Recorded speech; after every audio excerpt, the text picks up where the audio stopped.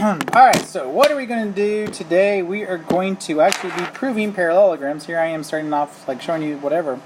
But we're going to be proving parallelograms. Now, how are we going to do that? We are going to take coordinates from possible parallelograms. We're going to prove that coordinates form parallelograms using the distance formula and slope formula.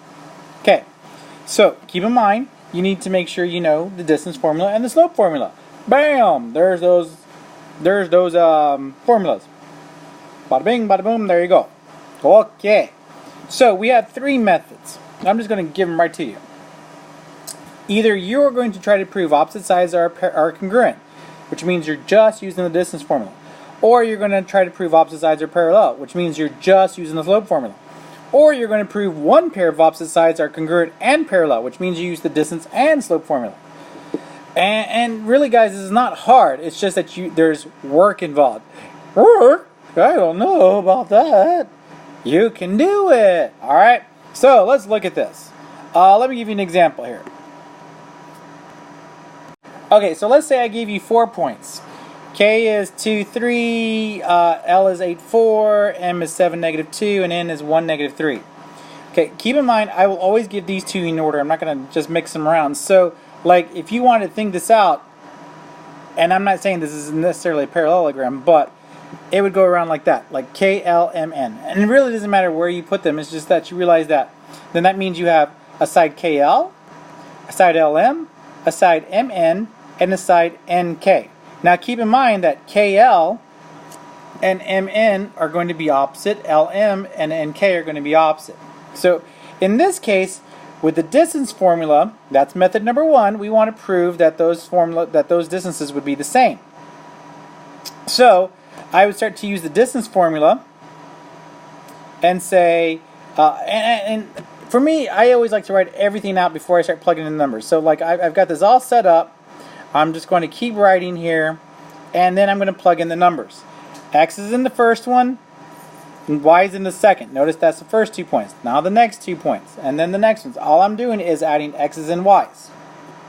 So at this point, then you could plug those numbers or plug those formulas into the calculator, and basically once you've got this written out, then you start checking it. Okay, so the first one is 6.1, and then the second one also ends up being 6.1. Now if those two are different, that's okay.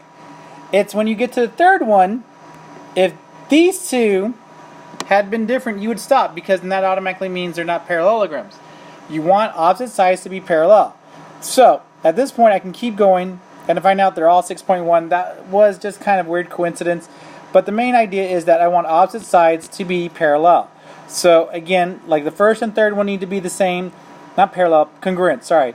First and third one need to be the same, and the second and fourth one need to be the same.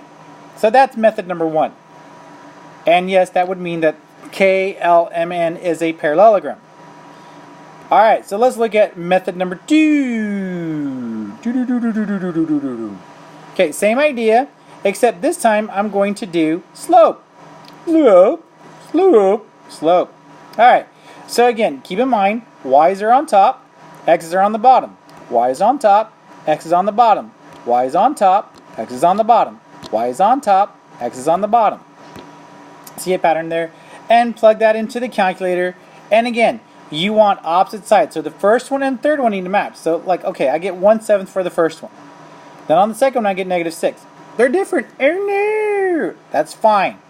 It's the first one and third one that need to match. So this next one has to also be 1/7. When I plug it into the calculator, I get 1/7. Okay. And then finally, I plug that one in, I also get that one to be -6. So that right there tells me, since opposite sides are parallel, that this is a parallelogram. Okay, so that means ABCD is a parallelogram. What about method 3? Well, let's find out, shall we? Alright, so here's QRST. So QRST, the idea here is this. You pick any two sides. Now I'm going to say QR and ST. So QR and ST. But you want to make sure you pick opposite sides. So notice that I picked the first 2 points together to make a line, and the second 2 points together to make a line.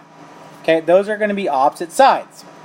So now I want to do the distance formula for both, and I want to do the slope formula for both.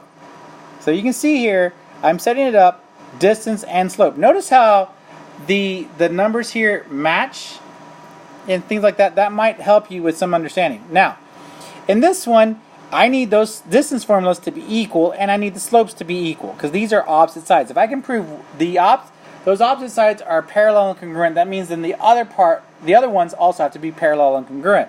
So I plug the distance formula ones into the calculator, I get 7.3. Yay! So then I plug the slope ones into the formula, and I get 7/2. So since the distances are equal and the slopes are equal, then that means this is also a parallelogram. So I just wanted y'all to see some examples here. We will look at this more, but that is it for today. Few examples just to get you started. Hopefully you got this down, and that is it. Thank you so much for your time. Y'all take care.